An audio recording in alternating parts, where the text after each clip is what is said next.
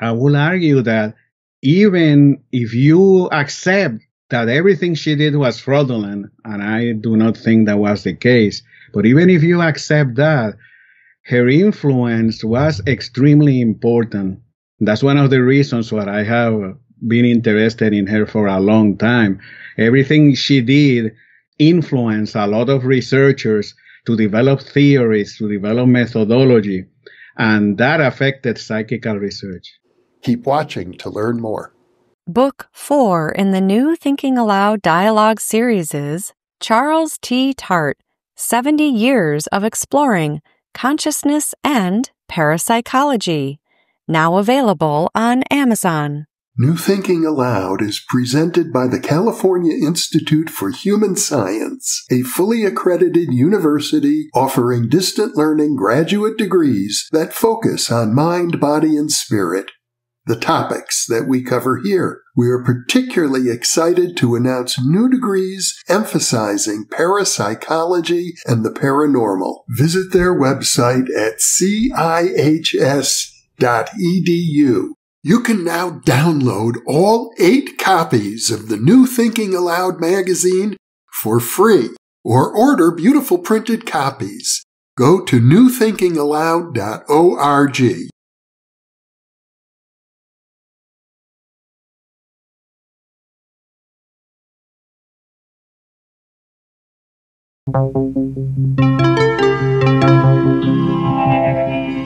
Thinking Aloud. Conversations on the leading edge of knowledge and discovery with psychologist Jeffrey Mishlove.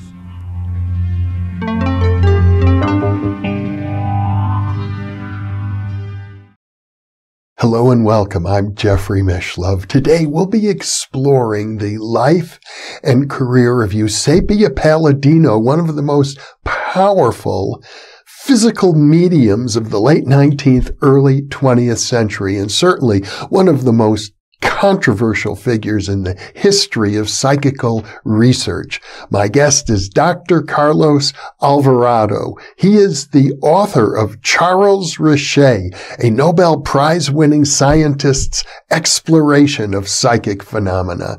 He is also the author of Getting Started in Parapsychology, and Carlos is certainly one of the world's foremost experts on the history of psychical research. Once again, this is an internet interview, and now I'll switch over to the internet video. Welcome, Carlos. It's a pleasure to be with you once again. It's my pleasure to see you again. We're going to be talking today about Eusapia Palladino. She must be certainly one of the most controversial figures in the entire history of psychical research. Yeah, that's true. She's a fascinating, controversial, and very important, I will say, in the development of early psychical research.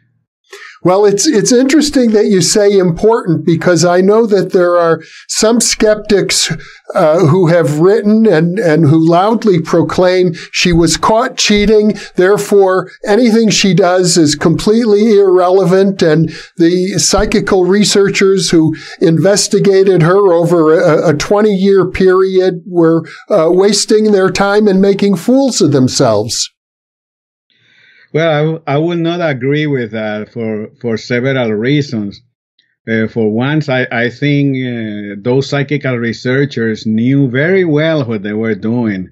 They knew much better than the current critics that talk without knowing the material very well and without having experience with physical mediums, most of them. And second, I will argue that even if you accept that everything she did was fraudulent, and I do not think that was the case, but even if you accept that, her influence was extremely important. That's one of the reasons why I have been interested in her for a long time. Everything she did influenced a lot of researchers to develop theories, to develop methodology, and that affected psychical research. Well, why don't we begin by giving our viewers a little bit of biographical background. She was born in Italy, for example. Yes, she was born in 1854 and lived up to 1918. And she was very well known in Italy and outside. And when she started, she was performing only in small groups in Italy. And was known to the spiritists there, but not to the outside world. And slowly, one thing leading to another, she started going out into the world because her performances were extraordinary. She was mainly a medium of physical effects, mainly table levitations, movement of objects, luminous effects. Lights will appear around her or will float in the seance room, and also materialization phenomena. She did not produce too many full body materializations. They were mainly hands and limbs. But there are records, particularly of seances held in Italy, in which people report full form figures that appear, including figures that resemble people that they knew that had died. So that adds up to the interest of her case. I know that she attracted the attention of, I guess you would pronounce it, Cesare Lombroso. And, before I entered the field of parapsychology, I got a master's degree in criminology, and Lombroso was considered really the father of modern criminology, a very famous scholar in that discipline. Yeah, Lombroso was really big in Italy and international. He had a big reputation as a criminologist, but also as a psychiatrist. He had a lot of ideas that today would not be considered, popular, such as the biological inferiority of women, certain physical traits that characterize criminals. I believe that those things are not accepted today. But at the time, I'm talking the late 1870s, 1880s, and even up to the 1890s, he was very influential in all those disciplines. So he was really a big name. And at one point, some spiritists were trying to convince him to investigate the psychic phenomena. Particularly, they wanted him to have seances with Palladino. At first, he could not do it. He did not want to take the time, or, the reasons are kind of obscure. But at one point, he had seances around 1891. And what he witnessed really shook him up. He went in thinking that all those things were fraud, not very well attested testimony for phenomena. And all of a sudden, he found that he was the witness, and he was seeing the table going up and down. When he looked around, the medium was not touching the table. Basically, he became convinced that the medium was real. What's interesting in his case is that he believed Eusapia was a real medium, but he also believed, following his ideas in psychiatry, that she was a hysteric, that she had a pathological personality, and there was a curious and fascinating combination between the pathology of her nervous system and real psychic phenomena. So things were real moving, he thought, because there was a force coming out of her body, and that force will come out more easily because she was a hysteric that could not control her nervous system in the normal way, and all that energy that was usually inside the body kind of went out, directed by some intelligence. But that was basically his explanation. And that explanation was, what was more novel was the whole combination with hysteria, because, he was very well conversant with the studies of hysteria coming from France and other places. But the whole idea of having a pathology of the nervous system existed before him. But nonetheless, because he was so eminent, he popularized that idea and wrote extensively about it. And even more important than that was that his endorsement of the medium really counted for much in the early reputation of Eusapia. He was so eminent that a lot of people, including journalists in Italy, stopped and said, well, if the great Lombroso is endorsing Palladino, maybe there is something behind all of this. And then that started attracting a lot of, articles and investigators. Seances were held, and she was launched into the world after Lombroso wrote about her. Let's talk a bit about her personality. I gather that she was really came from a very impoverished background and had almost no education. Yes, that's true. She had no education. The accounts say that she didn't know how to read. She learned to write her name, but other than that, she had no background in anything that you would call, normal education in Italy or elsewhere. And but she was very shrewd, and I will say very intelligent. The accounts that you find, and a lot of these things is written in the reports, around the reports of the seances, you get all these little details of her personality, the way she looked, the way she smiled, the way that she behaved, that she really knew what she was doing. She really knew that a lot of the people around her were very much above her social station in life. She was sitting with people from nobility, for people from science, and here she was, who had a lot of people call an ignorant peasant woman, that was attracting all these people that were fascinated with her. She was also known to be extremely impatient. People that were skeptics, she did not suffer them well. Although on occasion it was the opposite. She tried to perform for them, to convince them. But there are times on record, especially Lombroso writing that he has seen her getting extremely angry at someone, and almost to the point of getting up and going to the person and beating the person with her fist. I don't think that ever happened. At least I had not seen an account, but Lombroso said that she came really close. So she was very volatile, and other people say that they saw that in her emotional makeup, that sometimes, she was talking to you and all of a sudden she started crying.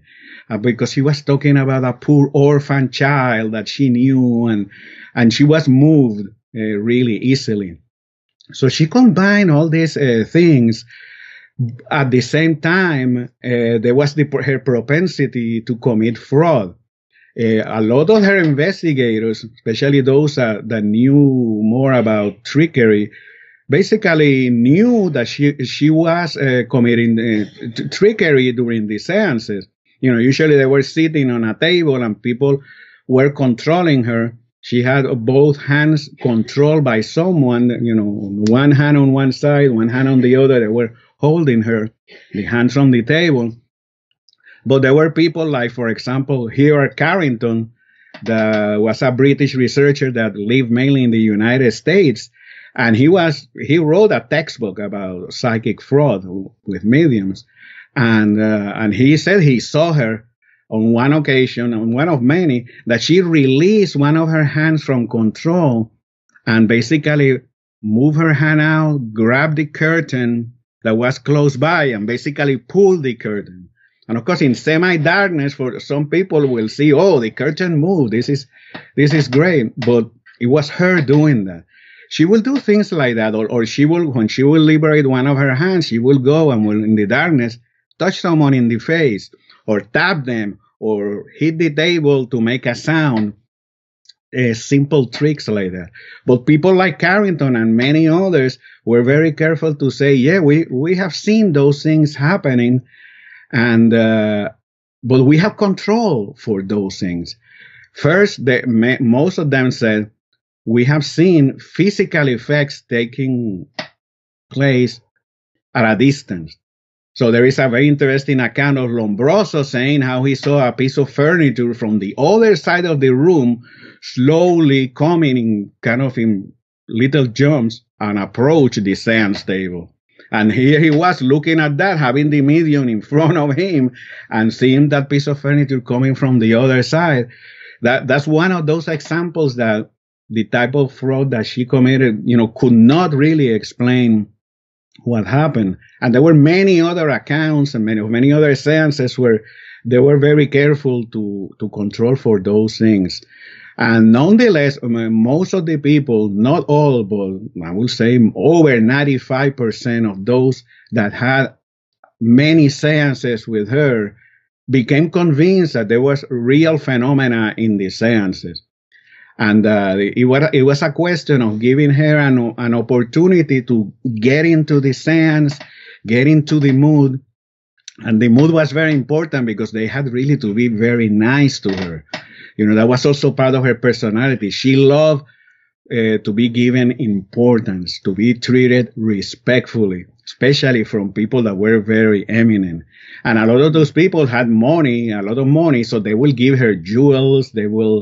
When she will visit them, they will take her out to the theater. They will have dinners in which a lot of people will come to see the great Eusapia. And she loved that. That was part of her personality.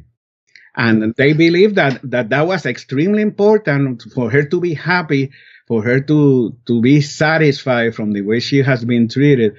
That was very important so that later on she was in a good mood and that phenomena would happen.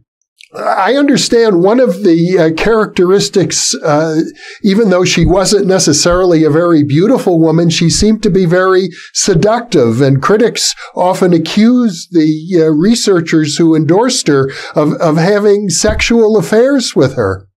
Yes, well, I don't know of any sexual affairs that were reported, but certainly ideas like that were proposed. The main one was a woman named Laura Finch, that was the editor of the Annals of Psychical Science. That was a journal devoted to psychical research. She wrote an article, it was around 1909, and basically it was a very curious article because she was trying to insinuate in a soft, and then later in the article, no very soft way, much more directly that there was this sexual energy or behavior that she projected, most of her sitters being male. And she said that as a woman, she was able to influence the men around her. And her whole argument, it was not so clear about how that happened. There were gestures, and, she would get the hand of one of the researchers, and perhaps, would put her in her face, or will just squeeze it, or, will do things like that. And, but her idea was that the men were not really great observers when they were in this state of seduction. It was like a hypnotic seduction thing. Again, that's a fascinating in terms of the personalities involved. I find all those things fascinating, but certainly that really cannot account for a lot of things. Among them, these many photographs of objects floating, tables levitated. I don't think a table can be seduced, by anyone. It doesn't matter how attractive they are. And certainly you were right. She was during most of her life, she was not a particularly attractive woman. And most of her photos, with some exceptions, most of her photos, she comes out as what people will frankly say ugly, that she was ugly, not attractive. But still, she had a lot of presence. There were earlier photographs in where I will say that she looks very nice. It depends, how the biases that you bring and all that. But she had certainly a lot of personality, and she projected a very strong persona or who she was. Still, that strong persona could melt in many occasions, especially with very particular sitters that she knew. Like one of the persons that she liked a lot was Charles Richet, and we talked about him before. She really liked him, and she called him Carlo, and will talk, a lot to him and respected him highly. The same with Lombroso. It was said that she called Lombroso Papa Lombroso, and that there was like a relationship of that she was being like an adopted child of Cesare Lombroso. So there were all these fascinating things happening with the investigators. But I think that all that social psychology also is very important, and certainly I think most probably affected the development of the phenomena. I don't think it can explain things via fraud and all that, just saying that people were hypnotized or seduced by her.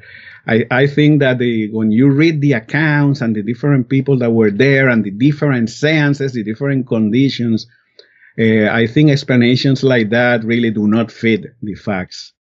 I thought it was fascinating. I know in our previous, one of our previous conversations, we talked about Charles Richet and how he was a Nobel laureate physiologist who held seances with Palladino and endorsed her work, but she also worked with very famous scientists like Marie and Pierre Curie, the discoverers of radium, also to other Nobel laureates who also, at least Pierre, I understand, endorsed her phenomena as real.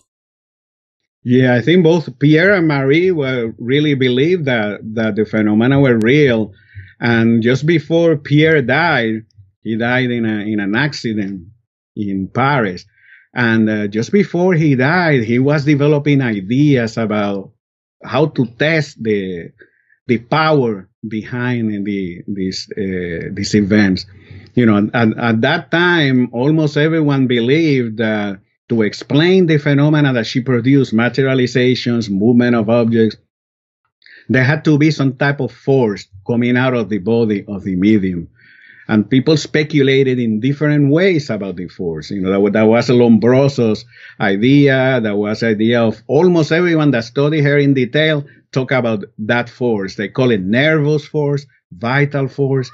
And it was conceptualized kind of like a biophysical type force, like a magnetic force, but not the same as magnetism, something peculiar to the human body, and that it could be directed either by the mind of the medium, in this case by Eusapia, or by the mind of the circle, everyone being there, all their beliefs, or by discarnate spirits. And the investigators, have different ideas, but most of them accepted this idea that there was this kind of biophysical force.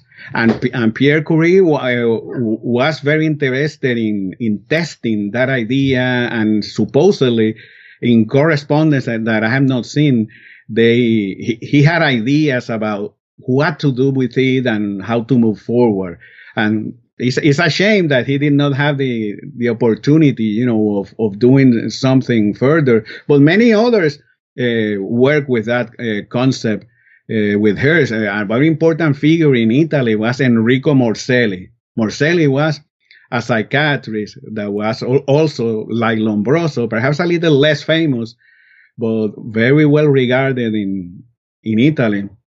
And he published in 1908 a 2-volume book full of reports of seances and ideas of a biopsychic force that came out from the medium. He was very anti-spiritistic, so he developed that concept to trying to put down the spiritistic model.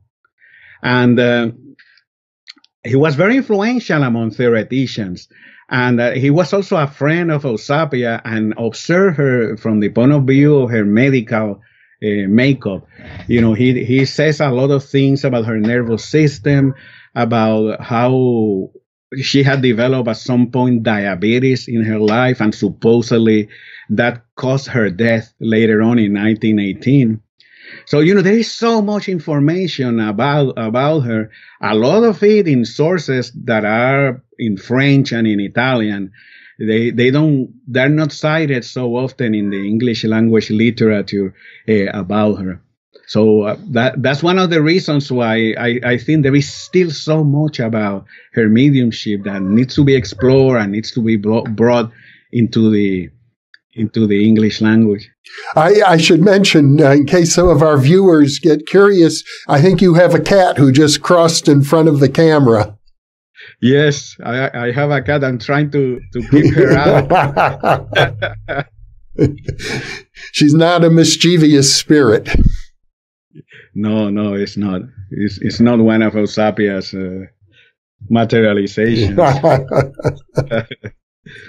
Well, the Society for Psychical Research in England, I gather, held some seances with her early on in her career, relatively early, if I remember correctly, 1903, and developed an official policy, I gather, that they later reversed. That they said initially, this woman is obviously a fraud. We want nothing to do with her. But then they seem to have developed a later opinion of a different nature. Yes, that's true. The Society for Psychical Research, they had like two main investigations. One took place in 1895 at Cambridge. Basically, they brought the medium over there, and they wined, and they took her out to theater. They did a lot of things for her, but those seances was really a disaster for her reputation, because they concluded that everything was either ambiguous or that there was fraud. And certainly there was fraud, as there had been before and as there was after.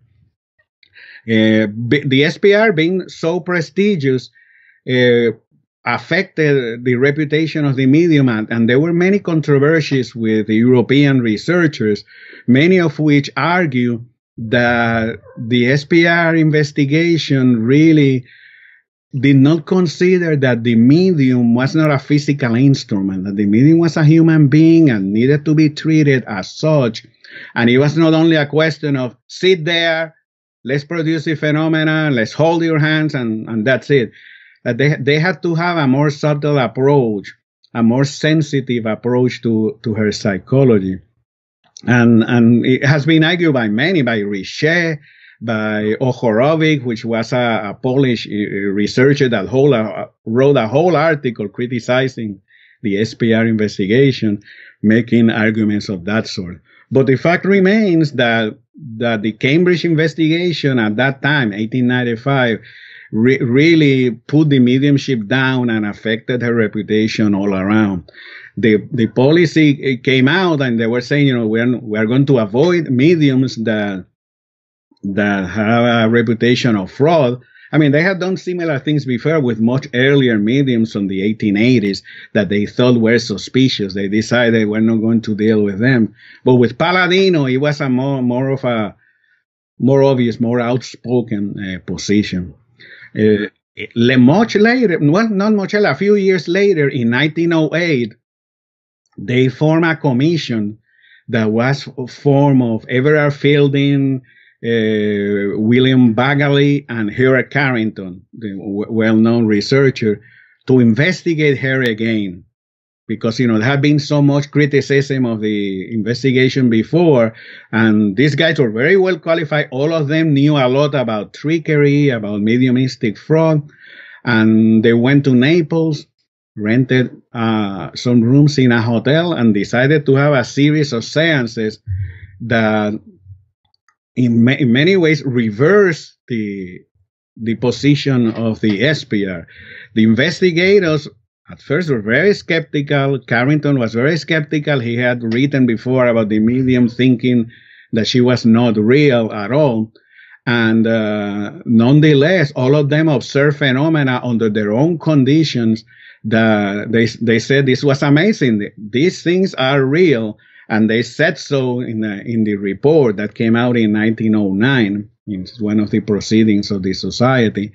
And it was an extremely influential report because of the reputation of the researchers, that they were really well qualified, but also the way it was written. Whenever there was a phenomena, one of the things that they will say was, okay, the table was raised on the opposite right-hand side.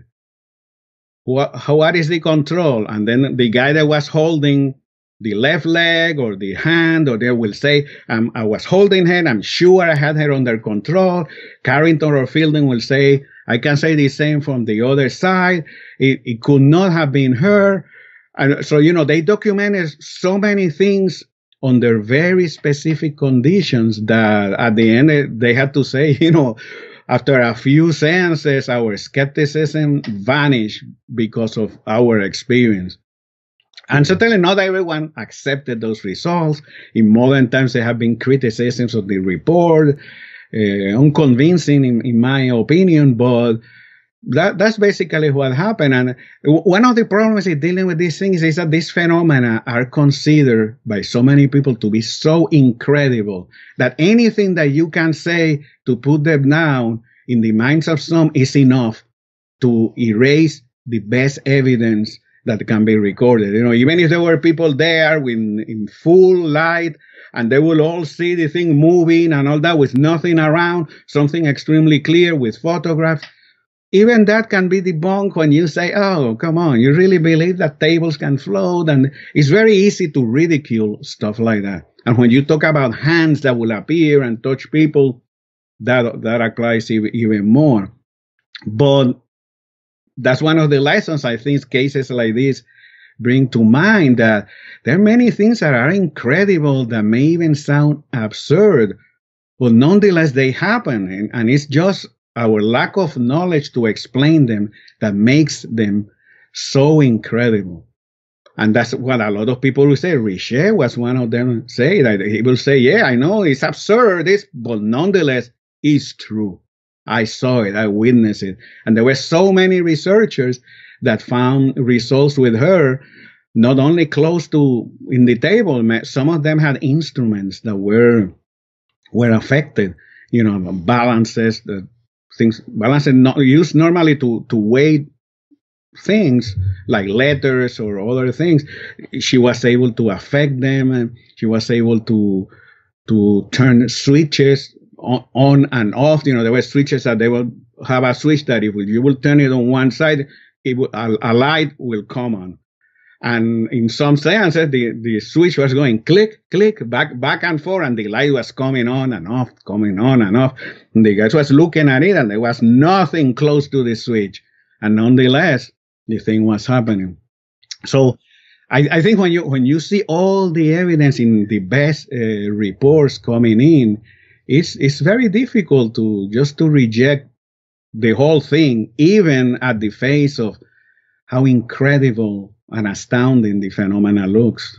I did an earlier interview with a fellow named David Jeher, who wrote a book called The Witch of Lime Street about another great physical medium, Marjorie Crandon in the United States, who produced a lot of similar phenomena, maybe a decade or so after Eusapia, and very much the same sort of controversy arose, where you had people testifying this is absolutely real, and other people saying, you're an idiot, it's impossible, it can't be real. And I'm under the impression that at some point, a phenomenon of that sort, it either died away temporarily, or maybe researchers got tired of looking at it. I think J.B. Rhine at Duke University decided to take things in a very different direction with card guessing experiments.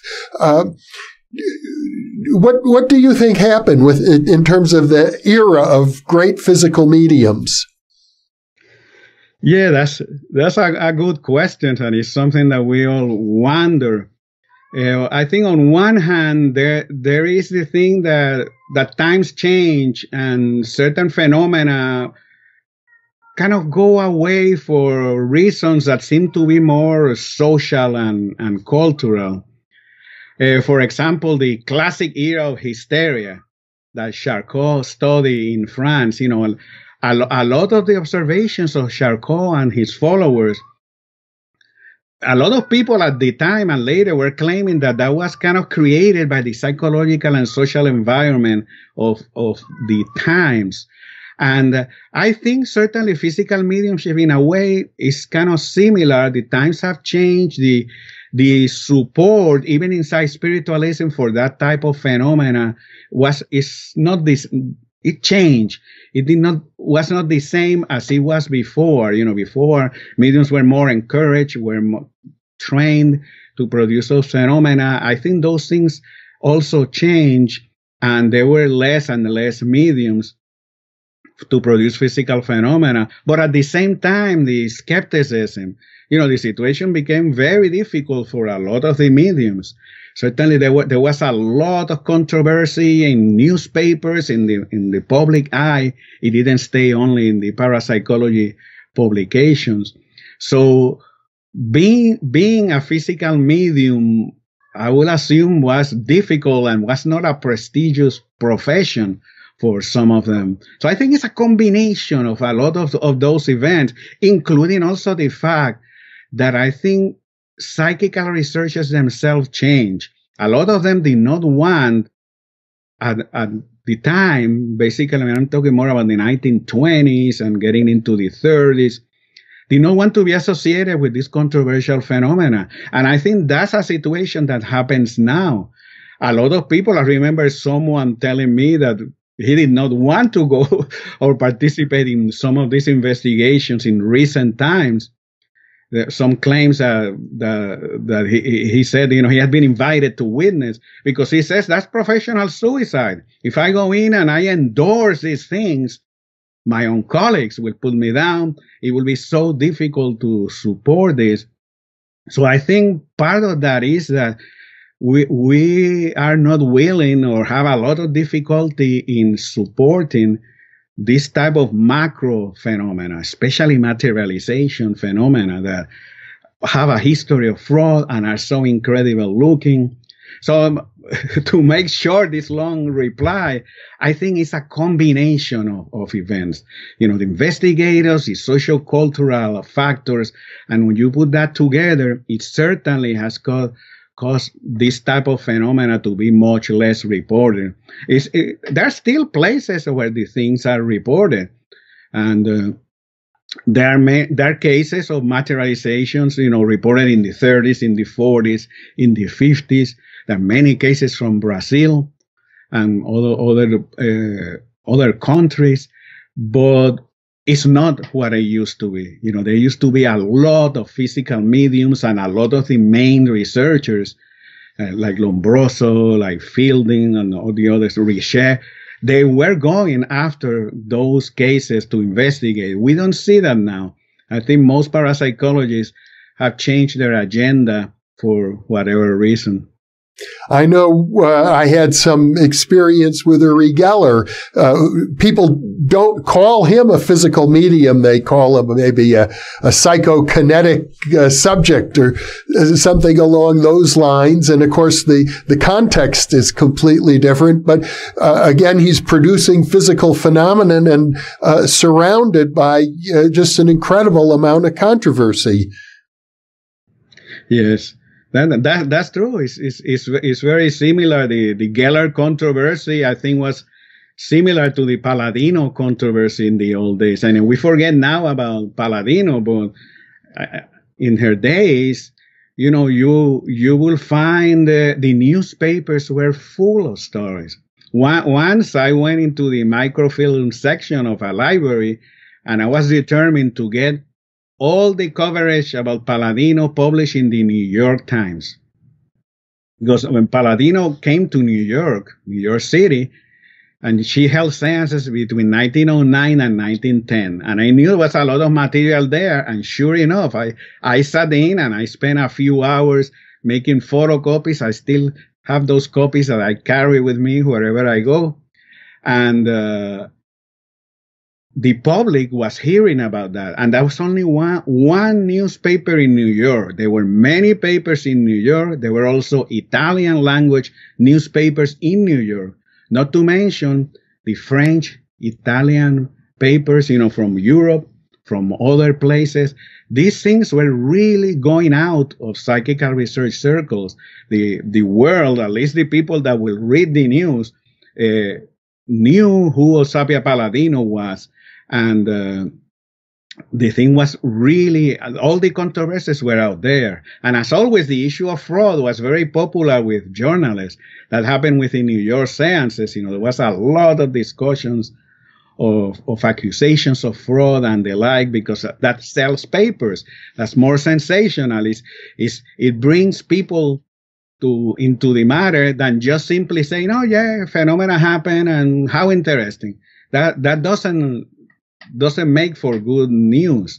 So that's a place, to investigate a lot of the controversy, but it can get also out of hand because of all this, the need, to basically make a name for yourself as a journalist or to make an interesting story. I understand, and correct me if I'm wrong, that on occasion she actually admitted that she did commit fraud, and that I think she even said, if you don't have good controls and I can, I will.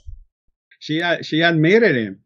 And the issue, and that's another reason why her mediumship is so important, that she inspired all these theoretical ideas in researchers. And one of the ideas, other than ideas of biophysical force that I mentioned, there was a lot of that, but some of the ideas that she inspired were discussions of unconscious fraud. The whole idea, well, she's a medium, she falls in trance, and supposedly she had her trance was very complex with many gradations from very light to very deep. And the idea was, when a medium is in trance, they're not responsible to what they are doing.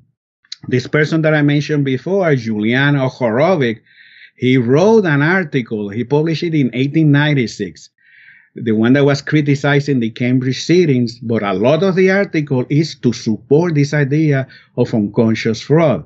And the idea is that, yes, she commits fraud, but what happens is that she is in trance, and there are all these demands from people around. We want to see phenomena. We came here to see you perform. And she feels the need to perform.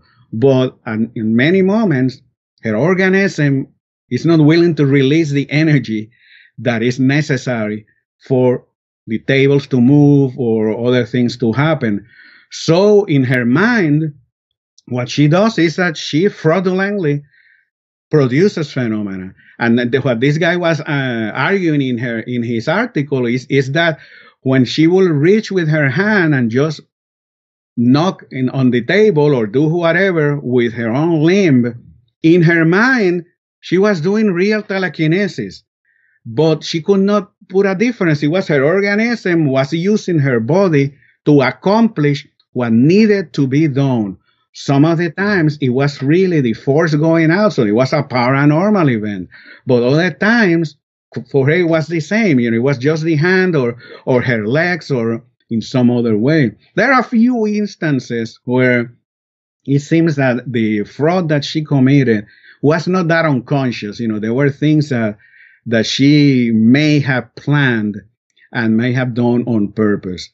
But in general, her mediumship basically gave ideas to all the researchers to think about what mediumship is all about. So all these theoretical ideas, also forms of control, how to control mediumship, how to use instruments to measure all that. The mediumship of Palladino, I will say, impacted those factors greatly. And that's what I mean when I'm saying that a medium can be very important in the development of a field, in this case of psychical research, even if you argue that she was fraudulent all the time, which I don't think was the case. But even if you argue that, her influence was tremendous. And it was not only her, people like Didi Hume in previous years in the 19th century were also very influential like that. What they did and the way they behaved inspire all these research techniques and theories and ways of dealing with mediumship that affected the field of psychical research. Mm-hmm. Do you think, Carlos, that if somebody with that kind of talent were to show up today, that contemporary parapsychologists or psychical researchers will be prepared to engage in more sophisticated studies? I will hope so that there will be, but we have now a few mediums that make claims, and I don't see a lot of people in parapsychology, being actively interested in doing it. What I will argue is that there is the possibility of doing much more now. If it's done or not, that's difficult to predict. But I think we have now technology that we did not have before for controlling the medium, for measurement of all kinds of effects at the time where they happen. So, a lot of people in the old days, Lombroso, Morcelli, Richet, everyone that sat with her will argue that she showed physical reactions related to the phenomena. That when a table moves out there, her hand will go like this, or she will tremble when raps were happening around. There was like a physiological connection between her and the phenomena. And there were after effects. After the seances, she will vomit. She will be almost fainting. And what I'm arguing is that now we have so many ways of physiologically measuring those changes that may be able to do much more detailed studies. So there could be real progress theoretically, assuming, of course, they can capture, the real phenomena.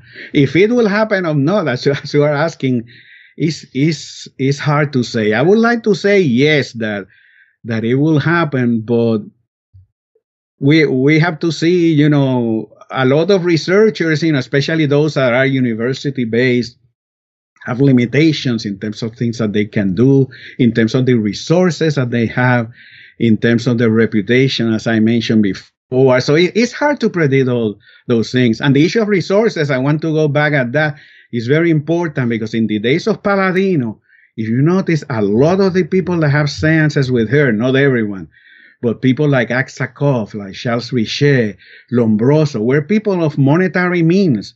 They were people that could bring the medium from Italy to France or other places, have seances, and that will mean that when she will come, they will have several people staying in their houses. You have to provide food for all those people, entertainment for the medium. It's a lot of money and time. Current researchers don't seem to have a lot of those resources. Very few people in parapsychology today are rich. In fact, I don't know of anyone. And that's a practical reality that I think has affected a lot of these types of studies, and will continue so in the future. But still, I think there are ways of finding them, or finding funds, or finding. What we need is motivation. What we need is the belief that there is something important there that can be measured, and we can learn about it. I'm fully convinced of that. One final question, Carlos. Since she was a spiritualist medium, and people of that era were very concerned about the question of post-mortem survival, did she contribute in any way to that endeavor? I would say that she did, but there is very little supporting survival in most of the English language publications about her. The only places that I have seen are the Italian reports, when some of them have been translated. For example, there are the seances reported by Giuseppe Venzano. He was an Italian physician, and he sat with the medium in a small group that developed in Italy for the study of psychic phenomena. And it was a spiritist group Everyone was a believer. They were very open to that. The reports that come from there, I have always found it to be very different from the reports from the SPR and from other people, in which they focus only on the phenomena. They didn't move what happened in the sense. But in these Italian reports, we find materializations appearing that will even speak and say something that was recognized by someone in the group, like saying, hey, this is my son that is here. There was one case that was like that then the son kind of appeared, and someone in the seance room, there was lighting off, and the guy had a talent in drawing, and he did a quick sketch, and later on show it to the sitters, and one of the sitters says, well, that is my son that died, a few years before, and so forth. From those seances, we have little things like that I think support the idea of survival. But most of her mediumship, most of the reports have very, very little about that. So, she's never considered in discussions of survival. There are other mediums that are more, and of course she also had a few mental effects, like she's said to have some telepathy here and there, and to do some writing, automatic writing, but that was not really her main thing. Her main thing were the physical phenomena, and most people go to mental mediumship for evidence for survival, which I think, to be fair, that is stronger with mental mediums, the evidence for survival. And in fact, I gather that many of the researchers like Charles Richet were more interested in the physical side of things than in the survival hypothesis. Yes, that is true. Many of them were. Some were, particularly the case of Lombroso is interesting because he started being concerned with the physical side and hysteria and ideas of psychopathology. And later on, he changed his mind, and he accepted that spirits were probably affecting the mediumship, because he thought that there were some physical effects that a psychic force only coming from the medium was not enough to explain what happened. So, he in his last publication on the subject, he clearly says that. But most of the others, Richet at that time was certainly not into survival. Enrico Morselli, that I mentioned before, was the opposite. He was an anti-survival researcher. And he will explain everything through psychic abilities from the living. If it was not the mind of Eusapia, it was the mind of the seers, So he will say, in that case where a materialization had a face and was recognized, he will say, well, the mind of the medium combined with the mind of the seers, they will have that information. So that will come into the medium. She will put out a materialization, and it will give the shape of a form that will be recognized in that way.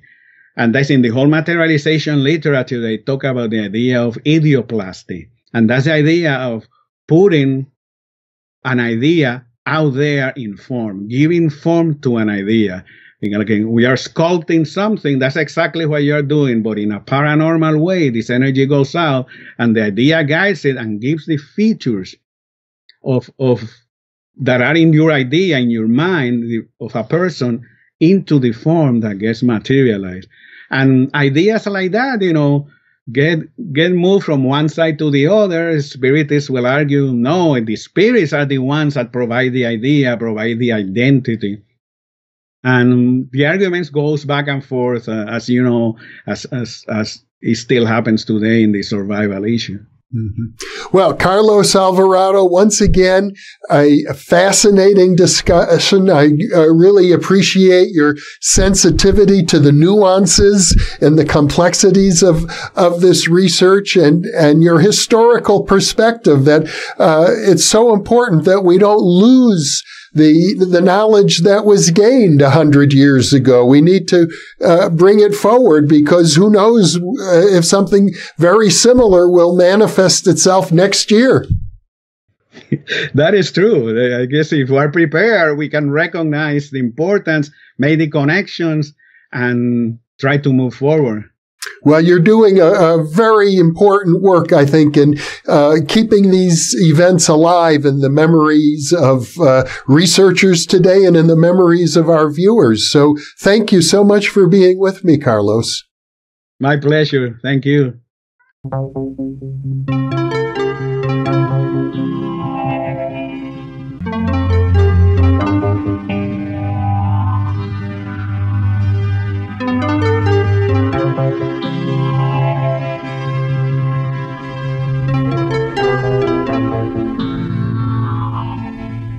Book 4 in the new Thinking Aloud dialogue series is Charles T. Tart, 70 Years of Exploring Consciousness and Parapsychology, now available on Amazon.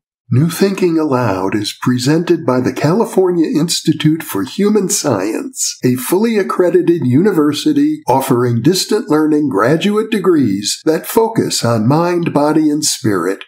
The topics that we cover here. We are particularly excited to announce new degrees emphasizing parapsychology and the paranormal. Visit their website at cihs.edu. You can now download all 8 copies of the New Thinking Aloud magazine for free or order beautiful printed copies. Go to newthinkingaloud.org.